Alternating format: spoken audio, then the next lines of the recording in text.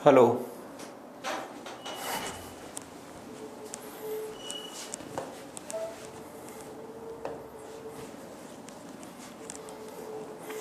हाँ भाई, त्रिकोणमिति की आपकी ये दूसरी क्लास है। तो इस क्लास को स्टार्ट करने से पहले मैं आपको एक जोक सुना देता हूं, जिससे आपका मूड थोड़ा सा फ्रेश हो जाएगा और आप मैथमेटिक्स को थोड़ा अच्छे तरीके से समझ पाएंगे। एक बार पप्पू जो था उसके हाथ पैर टूट गए, तो डॉक्टर के पास चला गया। डॉक्टर ने पूछा, बोले भाई पप्पू क्या बात हुई? पहले फॉर्म भरना पड़ेगा, उसमें कारण लिखना पड़ेगा कि भाई किस कारण से जो है हाथ पैर टूटे। तो पप्पू ने बोला, बोले डॉक्टर साहब क्यों मजाक करते हो, आप इलाज कर दो और अपने पैसे ले लो। हाथ पैर किस चीज से टूट गए इसका आपको क्या मतलब है? तो डॉक्टर ने मना कर दिया, बोले नहीं भाई, इसका जो है कारण तो फॉर्म में लिखना ही पड़ेगा, बिना कारण लिखे तो तेरा इलाज कर नहीं सकते। तो पप्पू ने बोला, बोले साहब फॉर्म में समाज सेवा लिख दो, भाई समाज सेवा के कारण से जो है हाथ पैर टूट गए। तो डॉक्टर बोला, बोले नहीं भाई देख, समाज सेवा से हाथ पैर टूटते नहीं है इतनी जल्दी, तो तेरे को स्पष्ट कारण देना पड़ेगा। तो पप्पू ने ऐसा कारण बताया कि कारण सुन करके डॉक्टर साहब बेहोश हो गए। पप्पू ने बोला, बोले साहब एक गरीब लड़की थी, उसका रिचार्ज कराने गया था, तो दुकानदार उसका भाई निकला। तो इस तरीके से पप्पू के हाथ पैर टूट गए। दूसरा जोक आपको इस क्लास के बीच में मैं आपको आगे सुना दूंगा। अब ये जो दूसरी क्लास है वो त्रिकोणमितीय सारणी के बारे में है। इसमें मैं सबसे पहले तो आपको सारणी बनाना सिखाऊंगा, त्रिकोणमिति की सारणी। लेकिन मैं एक चीज आपको पहले ही स्पष्ट कर देता हूं कि त्रिकोणमिति की जो सारणी है वो यहाँ पर मैं आपको सिखाने वाला हूं, लेकिन ये आपके एग्जाम में आपको यूज नहीं करनी है। क्यों नहीं करनी है?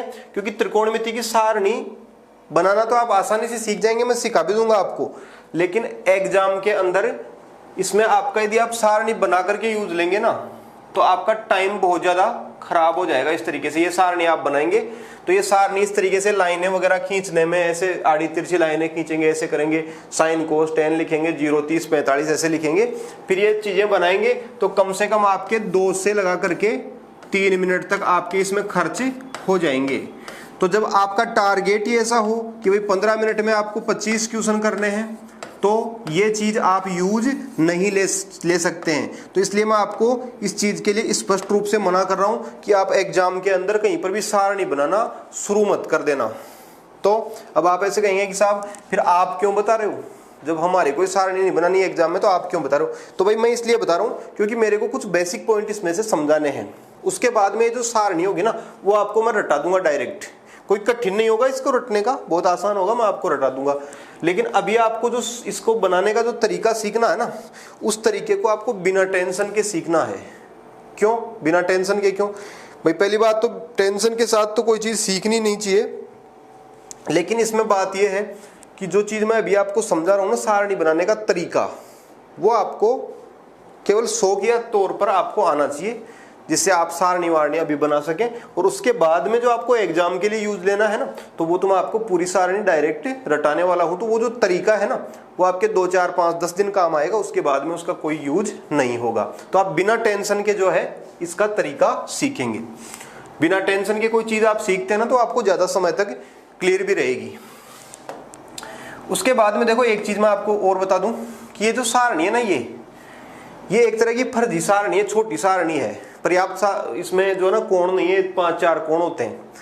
ओरिजिनल जो सारणी होती है वो 90 डिग्री की होती है, और यदि एनसीईआरटी की औकात हो ना तो उसको ये चीज सिखानी चाहिए। भैया तो आप सिखाओ तो पूरा सिखाओ, और यदि पूरा नहीं सिखाते तो फिर जरा सा इसको सिखाने का क्या मतलब है? लेकिन इसमें क्या है कि इसका कोई यूज तो है नहीं। इसका यूज केवल इतना है कि एग्जाम में पूछ लेते हैं, बता देते हैं, यानी वास्तविक जो यूज हो ना, यदि कोई साइंस में कोई ज्यादा यूज हो रहा हो तो इसका कोई यूज नहीं होता, फिर वो इसका यूज होता है इस चीज का, है ना, इस वाली का। तो ये सिखाने में मुश्किल है, तो इसलिए क्या कर रखा है एनसीईआरटी ने कि ये इसके औकात से बाहर हो गई, इसलिए इसको सिखाते ही नहीं है। ये एक तरह से ओरिजिनल सारणी, जैसे मान लो आप साइन 7 डिग्री का मान जानना चाहते हो तो 0.12 ऐसे होता है, ठीक है। इसी तरीके से मान लो आप tan 26 डिग्री का चाहिए तो आपका ये मान होता है इस तरीके से। तो ये चीज सिखाई नहीं जा सकती। तो जब ओरिजिनल पूरी नहीं सिखाई जा सकती तो आधी अधूरी उनको सिखानी भी नहीं चाहिए थी। तो ये इस तरीके से इसमें कुछ चीजें सिखा दी, कुछ नहीं सिखाई इस तरीके से, लेकिन अपने को जो काम की चीजें हैं वो अपन समझेंगे। अब एक चीज मैं आपको और बताऊं कि ये जो त्रिकोणमिति का टॉपिक है ना, वो अपन परंपरागत तरीके से पढ़ेंगे ना, एनसीईआरटी के तरीके से, तो एक कठिन लगता है बहुत सारे स्टूडेंटों को, और बहुत सारे क्या सबको ही कठिन लगता है, बहुत ज्यादा मेहनत करनी पड़ती है इसमें, क्वेश्चन खूब लंबे लंबे चलते हैं। इसका मैं आपको कारण समझाना चाहता हूँ। ये जो टॉपिक है ना, ये करीब कम से कम बता रहा हूं मैं 700 साल पुराना तो ये है ही है, 700 साल पुराना, ठीक है। तो 700 साल पुराना होने का मतलब क्या है, आज के युग में इंसान ऐसा है, इससे पहले अंग्रेजों वाले टाइम पे ऐसा था, उससे पहले मुगलों वाले टाइम पे ऐसा था। तो ये मेरे को ऐसे लगता है कि ये 700 से लगा करके 1000 साल पुराना जो टॉपिक है ना, तो उस समय ये इस तरीके के कोई चंपू का बनाया हुआ टॉपिक है ना, इसका बनाया हुआ ये। तो भाई इनको कुछ ज्यादा पता थोड़ी था, टेक्नोलॉजी का नहीं मालूम था उस समय, तो इन्होंने इस टॉपिक, इस त्रिकोणमिति का आविष्कार करके, आविष्कार नहीं इसी तरीके से खोज वोज करके इसकी, और इसमें जो tan कोट ये जो नाम दिए हुए हैं ना, वो सब इन्हीं के दिए हुए हैं। और ये एक तरह का संयोग है कि किसी अनुपात का नाम tan, किसी का साइन, किसी को कोट ऐसे दे दिया, जो उनको सूझ गया ना वही नाम उन्होंने दे दिया। नहीं तो ऐसा भी हो सकता था कि यदि इन चंपुओं की जच जाती ना बात, तो tan की जगह और कुछ ले लेते नाम, सैग नाम ले लेते, सैग है ना, किसी को फेक नाम ले लेते इस तरीके से। तो कहने का मतलब कुछ भी ले सकते थे। अब आज वाले जो लोग हैं, आज का जो एजुकेशन डिपार्टमेंट है, इसकी गलती यह है कि इस टॉपिक को ऐसे की ऐसे नहीं पढ़ाना चाहिए, 1000 साल पुराने वाले तरीके से। भाई दुनिया अब इस टाइम का जो नॉलेज लेवल है उसके हिसाब से इसको थोड़ा सा मॉडिफाई करके पढ़ाना चाहिए, जिससे लोगों के दिमाग में आसानी से चला जाए। लेकिन इनको इस चीज की कोई चिंता नहीं है, वो बस वो पुराना कचरा जो है उसी को पढ़ा रहे हैं। तो अपन इस टॉपिक को अभी पढ़ेंगे, तो थोड़ा सा इसमें फेरबदल करते करते इंटरेस्टिंग बना करके इसको पढ़ने की कोशिश करेंगे, ठीक है। तो अपन स्टार्ट करते हैं त्रिकोणमिति की सारणी बनाना। तो सारणी बनाना स्टार्ट करने से पहले इसमें कुछ चीजें काम में आएंगी सारणी बनाते समय, तो वो चीजें मैं आपको थोड़ा थोड़ा समझा रहा हूं। तो आप दिमाग में बिल्कुल भी टेंशन मत रखना, क्योंकि जो चीज अभी मैं समझा रहा हूं उसके बारे में आपको स्पष्ट रूप से कह चुका हूं कि वो चीज आपको एग्जाम में ऐसे की ऐसे यूज नहीं लेनी है, क्योंकि इसमें टाइम ज्यादा लग जाता है। मैं क्यों पढ़ा रहा हूं, मैं इसलिए पढ़ा रहा हूं क्योंकि मेरे को इसमें से कुछ बेसिक पॉइंटों की जरूरत है, जो मैं यहाँ पे आपको समझाने वाला हूं सारणी की सहायता से, ठीक है। तो देखो कुछ चीजें मैं आपको समझाता हूं इसको, जो सारणी में अपन यूज लेंगे। एक तो देखो, जैसे कोई भिन्न होती है, जैसे मान लो 15 है, 15 के बटे में मान लो 5 है, 15 बटे में 5, तो इसका मतलब क्या होता है, 3 होता है इस तरीके से ना। तो इस तरीके से ऐसे मतलब निकलता है। लेकिन यदि कोई भिन्न ऐसी हो जिसमें अंश के स्थान पर 0 हो, तो इसका क्या मतलब निकलता है। तो आप एक चीज ध्यान में रखें, यदि किसी भी भिन्न के ऊपर 0 हो ना, ऊपर 0 हो तो उत्तर 0 होगा। आप यही बात ध्यान रखें, ऊपर 0 तो उत्तर 0, यानी इसका परिणाम क्या होगा, 0। जैसे मान लो 0 बटे में 13, इसका मान क्या होगा, 0 है ना। 0 बटे में 97 का मतलब क्या होगा, 0। यानी आप एक बात ध्यान रखें, ऊपर 0 उत्तर 0, ठीक है। उसके बाद में देखो, यदि नीचे 0 हो, जैसे मान लो 18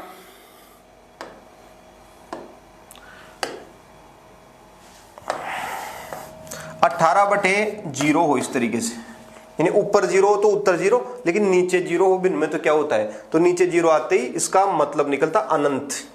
क्या निकलता, अनंत, ठीक है। तो आप दो चीजें मैं आपको समझा चुका। 0 बटे वे 12 का मतलब क्या है, तो आप कहेंगे ऊपर 0 तो उत्तर 0, यानी 0 इसका मतलब निकलेगा। और आप बताओ 27 बटे 0, यानी नीचे 0 होते ही क्या निकलेगा, अनंत। इस तरीके से ऐसे परिणाम आएगा। इसके बाद में आप देखो, सारणी जब बनाएंगे ना, तो इसमें एक पॉइंट काम में आएगा, कॉपी करना। कॉपी करना, कॉपी करने का मतलब क्या होता है, नकल करना। और आप जानते हैं नकल करने में अक्ल की जरूरत नहीं होती है। आप कहते हैं होती है, तो भाई अक्ल करने में, नकल करने में अक्ल की कहां जरूरत होती है, भाई अक्ल ही हो तो फिर नकल क्यों करेंगे। तो इसमें आपको एक जगह जो ना कॉपी करना है, तो इसमें थोड़ी सी अक्ल की आपको आवश्यकता पड़ेगी। तो वो क्या चीज है, जैसे मान लो इसी में त्रिकोणमिति में काम में आएगी। जैसे मान लो कहीं पर ऐसे एक लाइन लिखी हो, √5, √2, 0, 3 बटे 2, 1/√2 इस तरीके से 5 संख्याएं लिखी गई हो कहीं पे सारणी में। तो कुछ पॉइंट ऐसे काम में आएंगे, जब इनकी आपको कॉपी करनी हो ना तो आप इसकी कॉपी ऐसे की ऐसे मत करना। सारणी की बात कर रहा हूं मैं, तो अभी आपको समझ में आ जाएगी इसका क्या मतलब है। तो अब आपको कॉपी करनी हो ना तो इसमें ऐसे करना कि वो लास्ट वाली संख्या पहले लिखना, पहले वाली लास्ट में। तो इसको ऐसे, इसकी कॉपी करनी हो तो सारणी में कैसे कॉपी करेंगे, 1/√2, 3/2, 0√2 और ये √5। तो आप क्या समझे इसमें, इसमें सीधी सी बात है कि लास्ट वाली चीज पहले आ जाएगी, पहले वाली चीज लास्ट में आ जाएगी इस तरीके से, ठीक है। तो ऐसे करके हो जाएगी। और बताना आप 5, 1√3, 1/√3, 0 इसकी कॉपी करो। देखिए आप कॉपी, तो कॉपी कैसे करेंगे आप, लास्ट वाली चीज पहले 1/√3, √3, 1 और ये 5। तो आप समझ गए हो कॉपी कैसे करना सारणी के अंदर, ठीक है। 2 बातें मैं आपको सिखा चुका। तीसरी बात देखो, जैसे 5/7 है, कोई भिन्न है, तो इसका उल्टा क्या होगा, इसका उल्टा, तो इसका उल्टा होगा 7/5 इस तरीके से, यानी उल्टा कर देते हैं, अंश की जगह हर आ जाता है, हर की जगह अंश आ जाता है। जैसे आप बताओ 2 का उल्टा क्या होगा, 2 का उल्टा, तो 2 का उल्टा होगा 1/2। 1/2 क्यों हुआ, इसलिए हुआ क्योंकि 2 का मतलब ही 2/1 था, तो उल्टा करेंगे तो 1/2 हो जाएगा। ऐसे ही आप बताओ 5 का उल्टा बताओ, तो 5 का उल्टा क्या हो जाएगा, 1/5 हो जाएगा इस तरीके से। अब आप बताओ 1/7 का उल्टा, तो आप कहेंगे 7/1 है ना, लेकिन 7/1 होता है, लेकिन ऐसे बटे में 1 लिखने की कोई आवश्यकता होती नहीं। सारणी में भी ये चीज आएगी, तो कहीं पर ऐसे बटे में 1 लिखने की आपको कोई भी आवश्यकता है नहीं, आप 7 ही लिख देंगे तो इसको ऐसे मान लिया जाता है। तो ये तो खैर बात हो गई उल्टे की।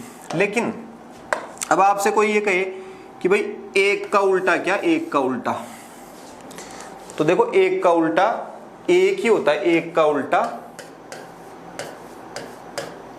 1। अब आप कहेंगे क्यों, तो आप बताओ क्यों, क्योंकि 1 का मतलब 1/1 होता है, ठीक है। तो इसको उल्टा करेंगे तो भी 1/1 होगा, तो 1/1 का मतलब 1 इस तरीके से। तो आप ये चीज ध्यान रखें कि संख्या पद्धति में 1 ही वो एकमात्र संख्या है, एक आध और भी होती है, तो जिसका उल्टा भी उसके बराबर ही होता है, यानी 1 का उल्टा 1। जैसे 5 का उल्टा तो 1/5, लेकिन 1 का उल्टा क्या होगा, 1। उसके बाद में देखो आप 0 का उल्टा क्या, 0 का उल्टा क्या होगा, तो देखो 0 का उल्टा होगा, वैसे देखो 0 का मतलब होता है शून्य, है ना, यानी कुछ भी नहीं। 0 का मतलब क्या हो गया, शून्य, यानी कुछ भी नहीं। लेकिन इसका उल्टा करेंगे तो उल्टा आएगा इसका अनंत, यानी 0 का उल्टा होगा अनंत। अब आप कहेंगे क्यों, तो देखो इसको ऐसे मतलब आप समझ सकते हैं। वैसे तो आपको याद रखना चाहिए भाई 0 का उल्टा अनंत होता है, 0 का मतलब कुछ भी नहीं और अनंत का मतलब सब कुछ। लेकिन एक चीज आप देखो क्यों ऐसा हुआ, ऐसा इसलिए हुआ, मान लो 0/7 होता तो इसका मतलब क्या था, ऊपर 0 तो उत्तर 0, ऐसे इसका मतलब 0 था, कहने का मतलब इसके बराबर 0 था। तो इसका उल्टा करते तो क्या होता, 7/0। तो आप बताओ नीचे 0 होता था तो क्या होता था, तो इसका मतलब था अनंत। तो कहने का मतलब क्या हो गया कि 0 था ना, ये उसका उल्टा हो गया अनंत इस तरीके से। तो आप ये चीज ध्यान रखें। अब कोई कहे आपको कि अनंत का उल्टा क्या, तो अनंत का उल्टा क्या हो जाएगा, 0। तो 0 का उल्टा अनंत, अनंत का उल्टा 0। तो आपको इसमें ये जो 3 बातें ना वो आपको नोट कर लेनी चाहिए कॉपी के अंदर। क्या क्या, एक तो 1 का उल्टा, तो 1 का उल्टा क्या था भाई, तो अपनी बात हुई थी अभी कि 1 का उल्टा तो 1 ही होगा।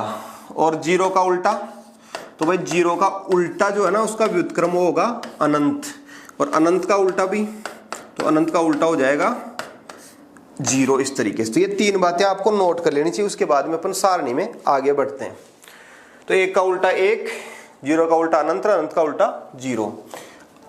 इसका मतलब बताओ 0/13 का मतलब कितना हुआ, तो आप कहेंगे ऊपर 0 तो उत्तर 0 इस तरीके से। और 7/0 का मतलब क्या हो गया, तो ये हो जाएगा अनंत। उसके बाद में आप देखो और चीजें कुछ जो सारणी में यूज होंगी। एक कल अपन ने बात करी थी 4 मंजिला भिन्नों की, जैसे 2/7, 5/7, तो इसका क्या मतलब होगा। तो देखो वैसे तो इसका सॉल्यूशन अपन ने ऐसे किया था कि 4 मंजिला भिन्न में अंश तो होता है कहां पर, कहां होता है अंश, ऊपर नीचे, ये तो होता था अंश, इसमें और हर कहाँ होता था, तो हर होता था बीच में, ये हर हो जाएगा इस तरीके से। तो इसका मतलब क्या हुआ, 7 दूनी 14 बटे हुए 7 पंजे 35। विस्तार से करेंगे तो ऐसा हुआ, फिर 7 से काट दिया तो कितना, 2 बटे हुए 5। लेकिन इसमें अपनी बात ये हुई थी कि यदि कोई 4 मंजिला भिन्न हो और इस 4 मंजिला भिन्न में अगर दूसरी परत चौथी परत के समान हो तो वो डायरेक्ट कट जाती है। तो ये काम आपको अभी इसमें भी यूज लेना है, ये का एक पॉइंट। जैसे बताना आप 5 बटे हुए √7 बटे में 8 बटे में √7, कितना अर्थ होगा इसका, तो आप कहेंगे दूसरी परत से चौथी परत कट जाएगी, इसका उत्तर हो जाएगा 5 बटे 8। तो ये चीज आपको इसमें यूज लेनी है सारणी में। कॉपी करना मैंने आपको सिखाई दिया, तो कॉपी कैसे करेंगे,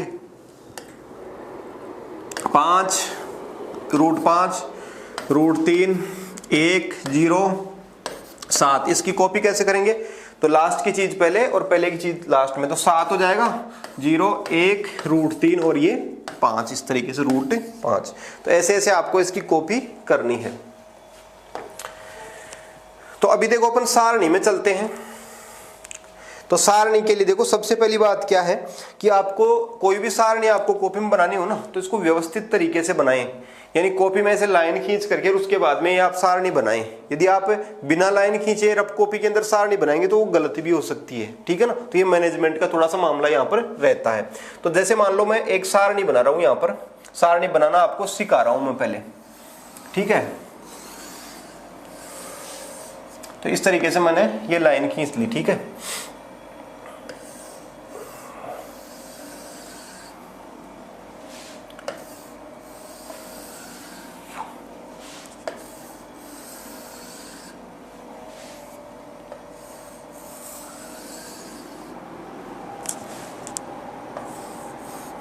एक 2 3 4 5 6 लाइनें होती हैं इसमें, है ना।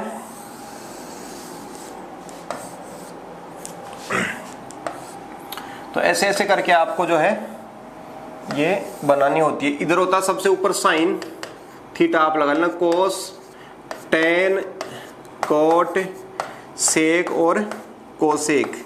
तो देखो इस तरीके से पूरा का पूरा ढांचा बना लेना चाहिए पहले, ठीक है। और उसके बाद में इसके जो कोण होते हैं ना वो ऊपर पटकने चाहिए, इसके अंदर शामिल नहीं करने। 0 30 45 और ये 60 और ये आपका 90, इस तरीके से बाहर की तरफ इनको रखना चाहिए। तो ऐसा ऐसा आप ये ढांचा बना लेंगे तो उसके बाद में सारणी गलत होने का चांस आपका खत्म हो जाएगा। कुछ स्टूडेंट क्या करते हैं, ऐसे लाइन खींचे बिना सारणी बनाते हैं, तो उनमें से कुछ की सही बन जाती है और 10-5% ऐसे स्टूडेंट होते हैं जिनसे सारणी लाइन नहीं खींचने के कारण से भी गलत हो जाती है, इस तरीके से, ठीक है। तो आपको ऐसे पूरी की पूरी लाइन खींच करके उसके बाद में सारणी बनानी चाहिए। अब देखो मैं आपको एक चीज बताता हूँ यहाँ से कि अब अपन सारणी बनाएंगे, लेकिन अब आपको कॉपी और पेन को बिल्कुल रख देना है। पहले मैं आपको सिखा रहा हूँ, उसको आपको सीखना चाहिए, क्योंकि मैं इसका जो तरीका काम में लेऊंगा ना वो थोड़ा सा अलग तरीका काम में लेऊंगा। आपने जो 10वीं क्लास में तरीका सीखा है वो एक ऐसा तरीका है, मैं आपको बताऊं कि वो कश्मीर से कन्याकुमारी तक आप कहीं पर भी जाओगे ना तो वही तरीका मिलता है सारणी बनाने का। क्या आपको याद आ रहा होगा, थोड़ा थोड़ा ऐसे लिखते हैं, 0 1 2 3 4 तक गिनती लिख देते हैं, फिर बटे में 4 4 लिख देते हैं, फिर रूट कर देते हैं, है ना। और उसके बाद में ऐसा ऐसा कुछ करते हैं। तो वो तरीका एक ही तरीका है जो पूरे देश में चल रहा है। तो मैं इसको थोड़ा सा अलग करके इसको यूज लेना चाहता हूँ। इसका कारण क्या है, कारण ये है कि कुछ कमजोर स्टूडेंट होते हैं जो उसमें कुछ गलतियां कर देते हैं। और गलतियां ऐसा होता है कि यदि इसमें सारणी में आप एक जगह गलती कर दो, मान लो यहाँ पर, तो एक जगह गलती करने का मतलब इसमें यह नहीं है कि इसमें एक गलती हो जाएगी। इस सारणी में यदि आपने यहाँ पर गलती कर दी ना तो अगली लाइन में ये गलती यहाँ पर भी हो जाएगी, और उससे अगली लाइन में यहाँ पर भी गलती और यहाँ पर भी गलती हो जाएगी, और उसके अगली लाइन में फिर डबल गलती हो जाएगी एक गलती के कारण से, और फिर इस लाइन में यहाँ पर गलती और इस लाइन में यहाँ पर गलती। यानी कहने का मतलब 1 2 3 4 5 6 7 8 गलतियां हो जाएंगी। यानी सारणी की जो शुरुआती जो लाइन है ना, इसमें यदि किसी ने एक भी गलती करी ना तो पूरी की पूरी सारणी में 8 जगह वो गलती आपको दिखाई देगी। तो इसलिए मैं परंपरागत तरीका यूज नहीं करके थोड़ा सा अलग तरीका यूज करूंगा। लेकिन मैं आपको फिर एक चीज एक बार याद दिला दूं कि जो तरीका है वो आपको यूज लेने की जरूरत है नहीं है एग्जाम में। क्यों? क्योंकि आपको मैं सारणी कंप्लीटली रटा दूंगा, ठीक है। तो ये आपको थोड़ा सा ऐसे ही सीखना है बस, और कुछ भी नहीं है। तो देखो इस सारणी को अपन बनाएंगे तो ये जो यहाँ वाले जो मान है ना, साइन वाले मान, ये अपन ऐसे नहीं करेंगे 0 1 2 3 4 लिख करके बटे में 4 4 लिख करके रूट लिखने वाला जो तरीका है वो मैं नहीं करूंगा। मैं इसमें दूसरा तरीका यूज लूंगा। तरीका क्या है? तरीका ये है कि भाई ये जो वाली लाइन है ना ऊपर वाली, एक ही तो लाइन है यार। आपको मैं पहले ही कह चुका हूं कि त्रिकोणमिति के अंदर अपन सूत्रों को हटा देंगे पूरी तरह से, यानी आपको याद नहीं करने पड़ेंगे। तो आपको जब वो सूत्रों वाला जो टाइम बच रहा है ना और दिमाग में जो खालिस्तान बच रहा है उसमें आप ये एक लाइन रट लेना, तो फिर ये चीज आसान हो जाएगी आपके लिए। एक लाइन तो आपको रट ही सकते हो ना, इसमें 5 ही तो चीजें हैं, तो आप रट लोगे। तो मैं थोड़ी सी हेल्प कराता हूं आपको पहली लाइन में। ये जो पूरी की पूरी इतनी बड़ी सारणी दिख रही है ना, वो वाकई में इतनी बड़ी नहीं होती है। वास्तव में मैं मानता हूं कि ये सारणी केवल इतनी सी होती है। यदि आपने ये सही सही बना दी ना, ये ठीक है, इतनी थी आपने सही सही बना दी ना ये वाली, तो पूरी की पूरी सारणी अपने आप ही सही सही बन जाएगी। यानी आप ऐसे मानो कि इस पूरी की पूरी सारणी की आत्मा यहीं पे है। तो देखो, जब आत्मा ही ये है तो आत्मा को अच्छी तरीके से आपको कैच करना चाहिए, और इसमें जो है यही तो मान है, इसको रट ही लेना चाहिए। एक ही तो लाइन रटनी है, बाकी तो सब अपने आप ऑटोमेटिक बन जाती है। तो देखो इसमें क्या होता है मैं आपको बताऊं, एक चीज मैं पहले बता दूं इसको रटाने से पहले। इसमें जो साइन होता है ना, साइन, ये आपको ओरिजिनल बनाना होता है। कोस ओरिजिनल नहीं होता है, तो यहीं से नकल करनी होती है। टेन का मान आपको ओरिजिनल निकालना पड़ता है, ठीक है, और आपको सेक का मान ओरिजिनल निकालना पड़ता है। उसके बाद में जो 3 लाइनें हैं ना, ये तो अपने आप आती हैं, फ्री आती हैं ये। तो देखो इनमें भी मैं आपको बता दूं, साइन के लिए तो अपन जो कुछ करेंगे वो करने वाले हैं, अभी करेंगे। लेकिन देखो टेन कैसे निकलेगा? टेन तो टेन में कुछ भी नहीं है। यदि आप त्रिकोणमिति के पहले अनुपात में दूसरे अनुपात का भाग देंगे ना, यानी साइन में कोस का भाग देंगे, तो आपको टेन प्राप्त हो जाएगा। तो एक लाइन लिख लो आप, छोटी सी लिखो, त्रिकोणमिति के, कॉपी में नोट कर लो आप इस बात को, त्रिकोणमिति के पहले अनुपात में दूसरे का भाग देने पर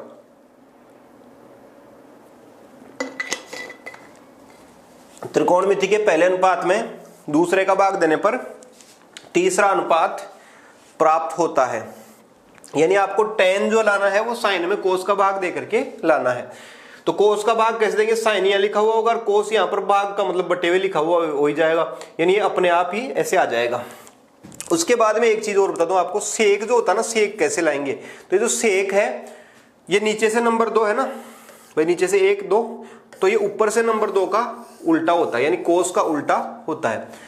उल्टे का मतलब यहाँ पर शीर्षासन होता है। तो आप एक चीज लिख लो और लिखो सेक अनुपात कोस अनुपात का, सेक अनुपात कोस अनुपात का उल्टा, कोस अनुपात का उल्टा अर्थात शीर्षासन होता है। शीर्षासन का मतलब आप समझ लेना, वो बाबा रामदेव करता है ना, ऊपर टांग और नीचे सिर वाली बात। यानी यहां पर जो चीज ऐसी होगी ना, वो सेक में आते ही इसको अपन ऐसे कर देंगे, ठीक है। तो ऐसे ऐसे सारणी बन जाएगी ये। लेकिन अभी आप एक चीज समझो इसमें कि मैं आपको साइन का जो मान है ना वो रटाना ही चाहता हूं। क्यों रटाना चाहता हूं? इसलिए रटाना चाहता हूं क्योंकि यही तो सारणी की आत्मा है। एक ही तो लाइन आपको आनी चाहिए इसमें अच्छे से, फिर बाकी का तो अपने आप ही बन जाता है। तो देखो मैं कोशिश करता हूं, आप लिखना मत, कॉपी को आप उल्टा रख दो, जब मैं कहूं तब आप कॉपी को उठाना बाद में, लास्ट में जब अपना इसका काम कंप्लीट हो जाए उसके बाद में। तो देखो इसको याद ही तो करना, 5 ही चीजें आपको। तो देखो साइन 0 का मतलब तो 0 होता है, समझ रहे हो? लिखना मत आप, 0 का मतलब तो 0, तो ये याद ही है। इसमें क्या याद करना? साइन 0 का मतलब 0 और साइन 90 का मान होता है 1। साइन 0 का मतलब 0 और साइन 90 का मान 1 होता है। तो ये 1 इसका मैक्सिमम वैल्यू भी होता है, इससे ज्यादा कोई फिर वैल्यू होता नहीं साइन का मान, ठीक है। तो क्या हो गया? साइन 0 यानी 0 और साइन 90 यानी 1, इस तरीके से। तो ये तो आपको याद हो गया होगा इस तरीके से। भाई इसमें क्या याद करना है? साइन 0 का मतलब 0 और साइन 90 का मतलब हो गया 1। तो आपको 5 चीजें रटनी थी, उसमें से 2 तो आपको आती हैं क्या? साइन 0 का मतलब तो 0 और साइन 90 का मान 1 हो जाएगा इस तरीके से, ठीक है। अब आप देखो इसमें साइन 0 का मतलब 0 और साइन 90 का मतलब 1, ऐसे। अब उसके बाद में देखो आपको ये चीजें रटनी है। तो ये देखो इसमें कुछ भी नहीं है, 3 ही तो चीजें हैं, तो 3 तो आप रट ही लोगे भाई। 2 तो आपको याद होगी, साइन 0 का मतलब 0 और साइन 90 का मतलब 1। तो अब देखो इन तीन चीजों को याद करना है ना, तो कुछ भी नहीं है इसमें, ऐसे लाइन खींच करके आप ऐसे और नीचे आप 2 2 2 लिख देना, समझ गए आप। नीचे क्या लिखोगे 2 2 2, और ये जो बीच वाला 2 है ना इसको टोपी उड़ानी है आपको, ठीक है। टोपी उड़ाने में तो आप वैसे ही एक्सपर्ट होंगे भाई, इंडिया वाले लोग जो है टोपी उड़ाने में सबसे एक्सपर्ट होते हैं इस तरीके से। तो आपको टोपी उड़ानी है किसको, बीच वाले 2 को। क्यों, क्योंकि भाई इसको उड़ा देंगे तो ये नाराज हो जाएगा, इसको उड़ाएंगे तो ये नाराज हो जाएगा, तो अपने को टोपी किसको उड़ानी है, बीच वाले को, ठीक है। तो इस तरीके से अपन कर देंगे 0 पर 0, 90 पर 1 और 2 2 2, और टोपी किसको उड़ानी है, बीच वाले को। उसके बाद में देखो कुछ भी नहीं है। अब तो आपको कितनी संख्या याद करनी है, केवल 3, लेकिन 3 नहीं है ये 1.5 संख्या याद करनी, क्योंकि नीचे नीचे वाली तो मैंने आपको वैसे ही याद करा दी। तो अब आपको यहाँ पर 1.5 संख्याएं और याद करनी, 1.5 संख्याओं में से आप एक एक तो शुरू में लिख देंगे ऐसे करके, है ना। और लास्ट में आपको ये चीज याद रखना, इसको आप मत भूल जाना, ठीक है। तो यहाँ पर क्या आएगा, √3 आता है भाई इस तरीके से। तो आप देखो क्या क्या था, मैं आपको वापस याद दिलाऊं। 0 पर तो 0, 90 पर 1, और क्या था नीचे क्या लिखना था 2 2 2, और टोपी किसको उड़ानी थी, बीच वाले को। और ऊपर क्या आया शुरू में 1 1, और लास्ट में √3। तो जब भी आप ये चीज भरो ना इसमें, पहले अभी अपन और रट लेंगे इसको अच्छे से, लेकिन जब भी आपको ये फिल करना हो तो इसका क्रमभंग मत करना। क्रमभंग करने का मतलब कि 0 पर 0 पहले लिखोगे, है ना, फिर आप ये मत लिखना चालू कर देना, आप पहले ये लिखोगे 0 पर 0, 90 पर 1, ठीक है। 0 पर 0, 90 पर 1, और नीचे क्या था 2 2 2, और टोपी किसको उड़ानी थी, बीच वाले को, यानी यहाँ वाले को रूट लगा देंगे इसमें। ऊपर क्या था 1 1, और लास्ट में क्या था ये आप मत भूल जाना भाई, क्या था √3 ऐसे करके। तो आप ये पहली लाइन आप इसमें अच्छी तरह से भर ले गए ना, तो इसका मतलब आप समझ लेना कि आपकी सारणी जो है पूरी की पूरी तैयार हो जाएगी अच्छे तरीके से। देखो कैसे, बताओ आप पहली लाइन बता दो आप तो मेरे को। 0 पर तो 0, 90 पर 1 इस तरीके से, और बीच में क्या था भाई बताओ जल्दी से, क्या करना था 2 2 2, और टोपी किसको, इसको उड़ाएंगे क्या, नहीं बीच वाले को टोपी उड़ाना भाई, किसी को नाराज थोड़ी करना अपने को। तो इस तरीके से ऐसे कर देंगे, और शुरू में क्या लिख देंगे अपन इसमें 1 1, और लास्ट में क्या लिखना था भाई √3 ऐसे करके। तो ये यदि पहली लाइन आपको लिखना आ गई ना, तो इसका मतलब आपकी सारणी बन गई। अब आप कहेंगे साहब बनी कहाँ पे भी, तो इतनी सी। हाँ तो ये आप यही कंप्लीट मानो, इसमें आत्मा आत्मा तो यही है इसकी सारणी की। तो देखिए आप एक बार और बता दो यार मेरे को, कहीं इसमें आप गलती नहीं कर दो। कैसे करोगे, क्रमभंग मत करना, 0 पर 0, 90 पर 1, फिर क्या 2 2 2 2 2 2, और टोपी बीच वाले को, और शुरू में क्या क्या 1 1, और लास्ट में कितना √3, और ये अपनी सारणी कंप्लीट हो गई। अब आप आश्चर्य करोगे कि यार सारणी कंप्लीट कहां हुई, तो देखो कंप्लीट में कुछ ही नहीं है। ये जो कोस है ना, कोस का मतलब आप ऐसे समझ लेना कॉपी ऑफ साइन। क्या समझोगे, कॉपी ऑफ साइन है। तो अब आप में से कई जो साइंस मैथ के स्टूडेंट होंगे वो मेरे से जिद भी सकते हैं कि यार कॉपी ऑफ साइन कहीं किताब में तो लिखा हुआ नहीं था। तो भाई किताब में वो जो चंपू मैंने फोटो दिखाया था ना आपने, उसने बनाया था शुरू में, तो वो लिखना भूल गया होगा भाई, उसको क्या मालूम था। तो आप तो ऐसे मान लो थोड़ी देर के लिए, तो भाई कोस का मतलब क्या होगा, कॉपी ऑफ साइन।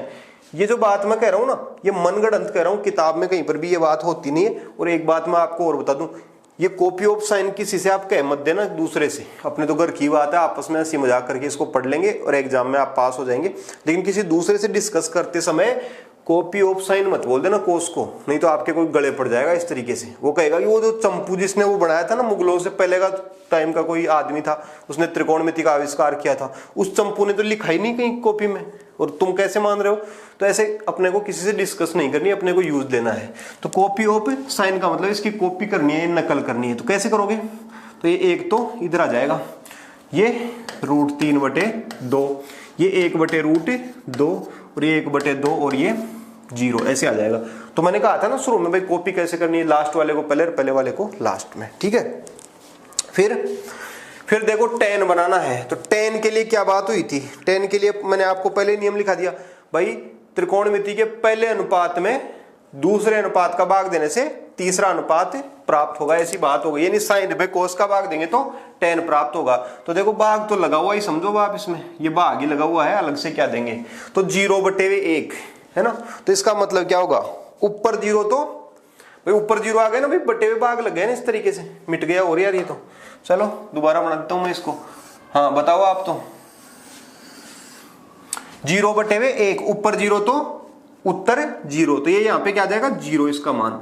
फिर इसके अंदर इसका भाग लग गया ऐसे करके, तो क्या होगा 4 मंजिला भिन्न बन गई ना, तो किससे क्या कटेगा, दूसरी परत से चौथी परत कट जाएगी। लेकिन यहाँ पर काट मत देना क्योंकि ये भी तो यूज आएगा ना इसमें, तो ऐसे कट ही जाएगा ऐसे करके, है ना, 2 से 2 कट जाएगा, लेकिन आप काटना मत इसको। तो इससे कट जाएगा तो क्या बचा 1/√3 आपको मिल जाएगा इस तरीके से। इसमें बताओ आप, तो इसमें इसका भाग देते ही √2 से √2 कट जाएगा 1/1। 1/1 का मतलब क्या हुआ 1, इस तरीके से। देखो अपने आप ही तो बन रही है इस तरीके से। उसके बाद में इसके बटे में 1 लगते ही 2 से 2 कट जाएगा √3/1। तो √3/1 में अपन 1 का भाग देने की लिखने की जरूरत है ही नहीं, तो अपन क्या लिख देंगे √3। और ये बताओ 1/0 है, नीचे 0 तो क्या होता है अनंत होता ना, अनंत, तो ये हो जाएगा अनंत इस तरीके से। तो देखो tan फ्री तो आ गया, कोस तो इसकी कॉपी करके लिया, tan इसमें भाग देते आ गए इस तरीके से। तो भाई बात तो वही हुई ना कि आपको बस यही आनी चाहिए, और तो क्या है। फिर आगे, तो आगे आपका आ गया कोट। तो कोट का मतलब क्या है, कॉपी ऑफ tan है, ठीक है। तो कॉपी ऑफ tan/tan की कॉपी आप कर दो, आप बताओगे वैसे वैसे मैं लिख दूंगा। तो अनंत को तो आप इधर लिख दोगे √3 ऐसे, और 1 ये, और 1/√3 ये, और ये 0 इस तरीके से। तो ऐसे ऐसे अपन इसको लिख देंगे।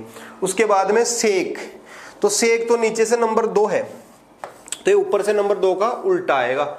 उल्टे का मतलब शीर्षासन। तो अपनी देखो पहली एक बात हो गई सबसे पहले स्टार्टिंग में कि 0 का उल्टा तो क्या था अनंत, ये था ना, मैंने लिखा है कॉपी में आपको। 0 का उल्टा तो अनंत, और अनंत का उल्टा 0, और 1 का उल्टा क्या था, तो 1 का उल्टा 1 ही था, है ना, ऐसा लिखा है ना मैंने भी आपको।